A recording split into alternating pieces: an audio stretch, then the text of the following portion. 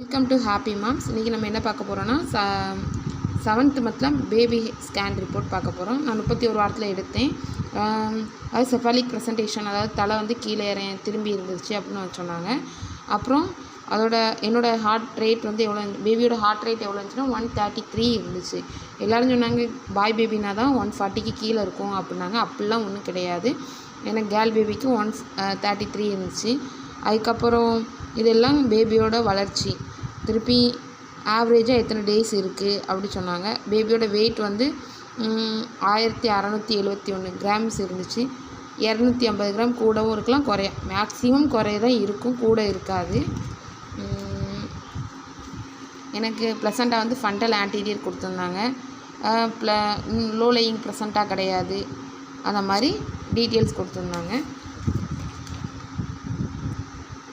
இதுதான் என்னோடய ரிப்போர்ட்.